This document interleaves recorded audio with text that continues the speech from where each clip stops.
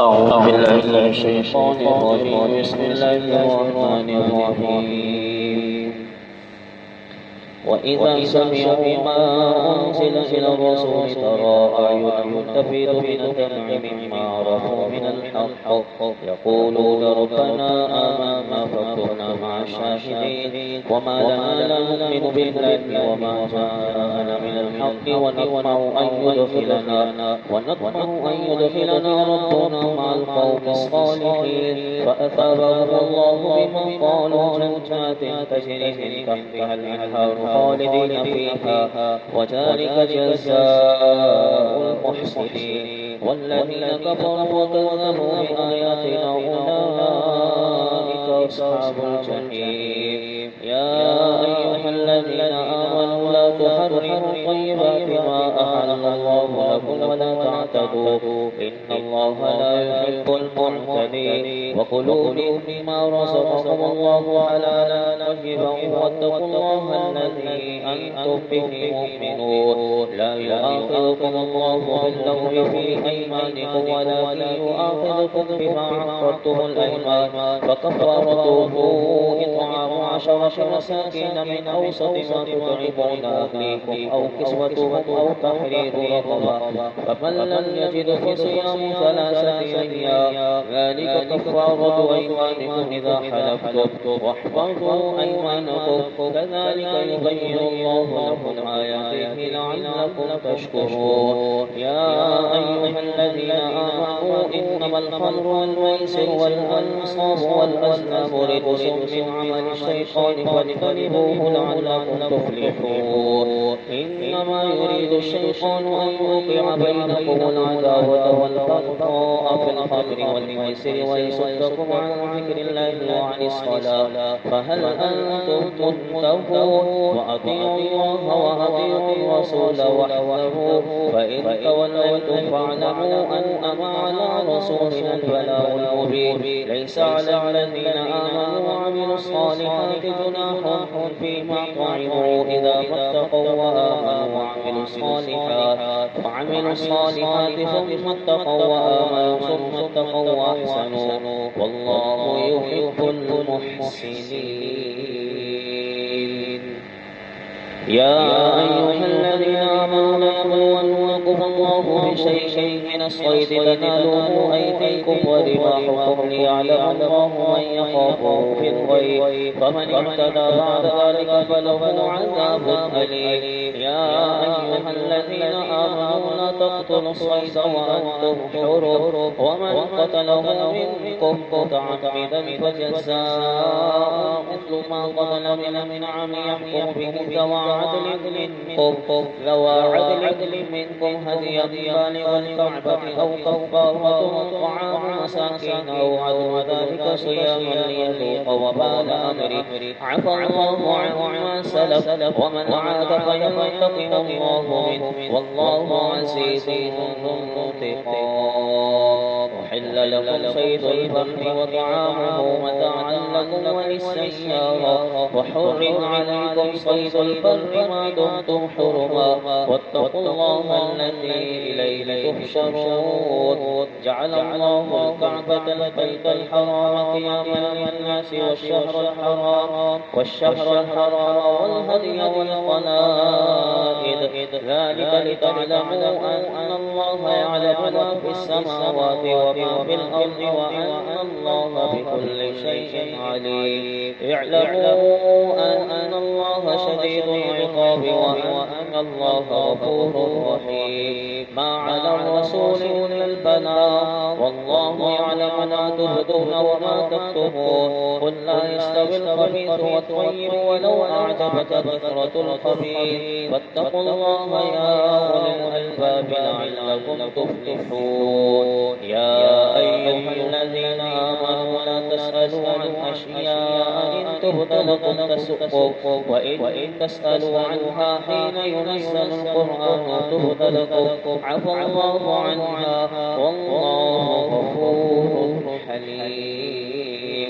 قد سألها قوم من قبلكم ثم أصبحوا بها كافرين. ما جعل الله من بحيرة ولا سائبة ولا وصيلة ولا حام ولكن الذين كفروا يفترون على الله الكذب وأكثرهم لا يعقلون.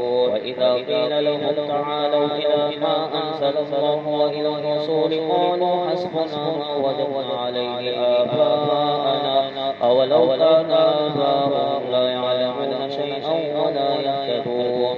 يا أيها الذين آمنوا عليكم أنفسكم لا يضركم من ضل إذا اهتديتم إلى الله مرجعكم جميعا فينبئكم بما كنتم تعملون. يا أيها الذين آمنوا شهادة بينكم إذا حضر أحدكم الموت حين الوصية اثنان ذوى عدل منكم أو آخران من غيركم إن أنتم ضربتم في الأرض فأصابتكم مصيبة الموت تحبسونهما من بعد الصلاة فيقسمان بالله إن ارتبتم لا نشتري به ثمنا ولو كان ذا قربى ولا نكتم شهادة الله إذا لمن الآثمين. فإن عثروا على أنهما استحقا إثما فآخران يقومان مقامهما من الذين استحق عليهم الأوليان فيقسمان بالله لشهادتنا أحق من شهادتهما وما اعتدينا إنا إذا لمن الظالمين. ذلك أدنى أن يأتوا بالشهادة على وجهها أو يخافوا أن ترد أيمان بعد أيمانهم واتقوا الله واسمعوا والله لا يهدي القوم الفاسقين. يوم يجمع الله الرسل فيقول ماذا أجبتم قالوا لا علم لنا إنك أنت علام الغيوب. إذ قال الله يا عيسى ابن مريم اذكر نعمتي عليك وعلى والدتك إذ أيدتك بروح القدس تكلم الناس بالمهد وكهلا وإذ علمتك الكتاب والحكمة والتوراة والإنجيل وإذ تخلق من الطين كهيئة الطير بإذني فتنفخ فيها فتكون طيرا بإذني وتبرئ الأكمه والأبرص بإذني وإذ تخرج الموتى بإذني وإذ كففت بني إسرائيل عنك إذ جئتهم بالبينات فقال الذين كفروا منهم إن هذا إلا سحر مبين. فإذ أوحيت إلى الحواريين أن آمنوا بي وبرسولي قالوا آمنا واشهد بأننا مسلمون. إذ قال الحواريون يا عيسى ابن مريم هل يستطيع ربك أن ينزل علينا مائدة من السماء قال اتقوا الله إن كنتم مؤمنين. قالوا نريد أن نأكل منها وتطمئن قلوبنا ونعلم أن قد صدقنا ونكون عليها من الشاهدين. قال عيسى ابن مريم اللهم ربنا أنزل علينا مائدة من السماء تكون لنا عيدا لأولنا وآخرنا وآية منك وارزقنا وأنت خير الرازقين. قال الله إني منزلها عليكم فمن يكفر بعد منكم فإني أعذبه عذابا لا أعذبه أحدا من العالمين. وإذ قال الله يا عيسى ابن مريم أأنت قلت للناس اتخذوني وأمي إلهين من دون الله قال سبحانك ما يكون لي أن أقول ما ليس لي بالحق إن كنت قلته فقد علمته تعلم ما في نفسي ولا أعلم ما في نفسك إنك أنت علام الغيوب.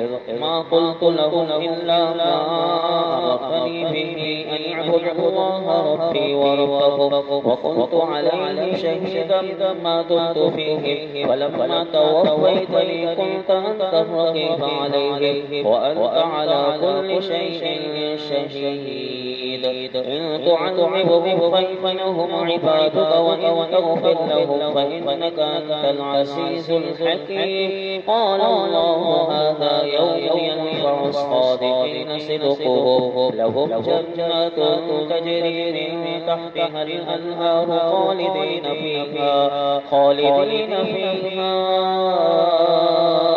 أبدا رضي الله عنهم ورضوا عنه ذلك الفوز العظيم لله ملك السماوات والأرض وما فيهن وهو على كل شيء قدير.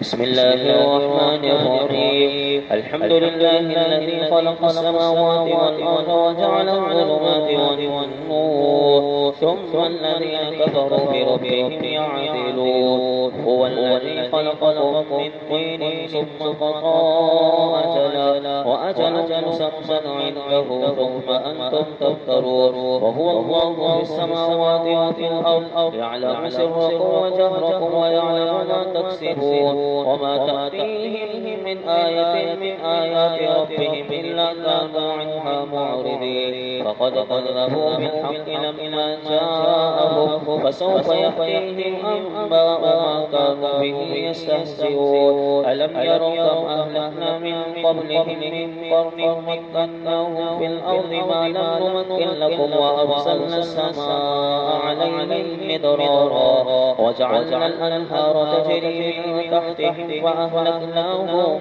بذنوبهم وأنشأنا من بعدهم قرنا آخرين ولو نزلنا عليك كتابا في قرطاس فلمسوه بأيديهم لقال الذين كفروا إن هذا إلا سحر مبين وقالوا لولا أنزل عليه ملك ولو أنزلنا ملكا لقضي الأمر ثم لا ينظرون ولو جعلناه ملكا لجعلناه رجلا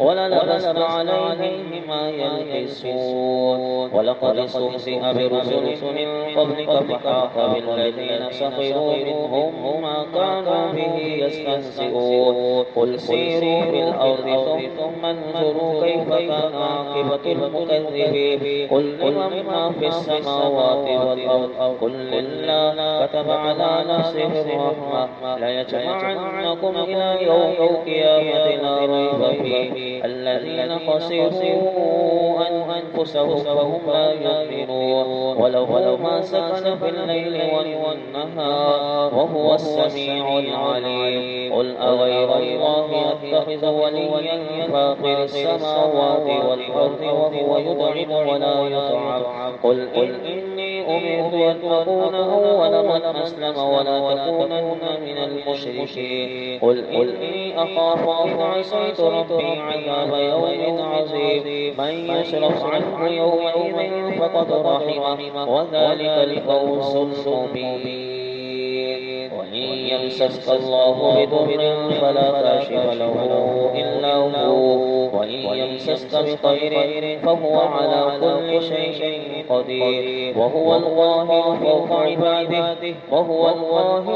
عباده وهو الحكيم الخبير قل أي شيء أكبر شهادة قل الله شهيد بيني وبينكم وأوحي إلي هذا القرآن لأنذركم به ومن بلغ أئنكم لتشهدون أن مع الله آلهة أخرى قل لا أشهد قل إنما هو إله واحد وإنني بريء مما تشركون الذين آتيناهم الكتاب يعرفونه كما يعرفون أبناءهم الذين خسروا أنفسهم فهم لا يؤمنون. ومن أظلم ممن افترى على الله كذبا أو كذب بآياته إنه لا يفلح الظالمون. ويوم نحشرهم جميعا ثم نقول للذين أشركوا أين شركاؤكم الذين كنتم تزعمون ثم لم تكن فتنتهم إلا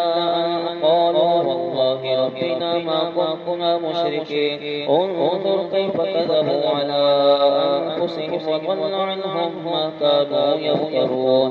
ومنهم من يستمع إليك وجعلنا على قلوبهم أكنة أن يفقهوه وفي آذانهم وقرا وإن يروا كل آية لا يؤمنوا بها حتى إذا جاءوك يجادلونك يقول الذين كفروا إن هذا إلا أساطير الأولين وهم ينهون عنه وينهون عنه وإن يهلكون إلا أنفسهم وما يشعرون. ولو ترى وقفوا على النار فقالوا يا ليتنا نرد ولا نكذب بآيات ربنا ونكون من المؤمنين بل بدا لهم ما كانوا يخفون من قبل ولو ردوا لعادوا لما نهوا عنه وإنهم لكاذبون. وقالوا إن هي إلا حياتنا الدنيا وما نحن بمبعوثين.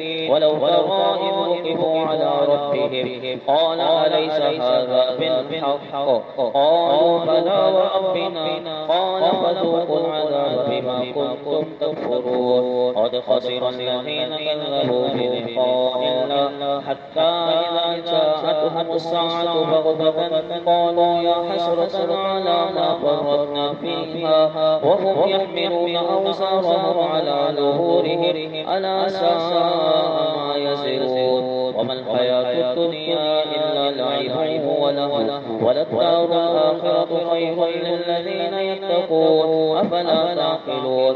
قد نعلم إنه ليحزنك الذي يقولون فإنهم لا يكذبونك ولكن الظالمين بآيات الله يجحدون. ولقد كذبت رسل من قبلك فصبروا على ما كذبوا وأوذوا حتى أتاهم نصرنا ولا مبدل لكلمات الله. ولقد جاءك من نبأ المرسلين وإن كان كبر عليك إعراضهم فإن استطعت أن تبتغي نفقا في الأرض أو سلما في السماء فتأتيهم بآية ولو شاء الله لجمعهم على الهدى فلا تكونن من الجاهلين. إنما يستجيب الذين يسمعون والموتى يبعثهم الله ثم إليه يرجعون. وقالوا لولا نزل عليه آية من ربه قل إن الله قادر على أن ينزل آية ولكن أكثرهم لا يعلمون. وما من دابة في الأرض ولا طائر يطير بجناحيه إلا أمثالكم ما فرطنا في الكتاب من شيء ثم إلى ربهم يحشرون. والذين كذبوا بآياتنا صم وبكم في الظلمات من يشاء الله يضلل ومن يشاء يجعله على صراط مستقيم. قل أرأيتكم إن أتاكم عذاب الله أو أتتكم الساعة وغير الله تدعون إن كنتم صادقين بل إياه تدعون فيكشف ما تدعون إليه إن شاء وتنسون ما تشركون.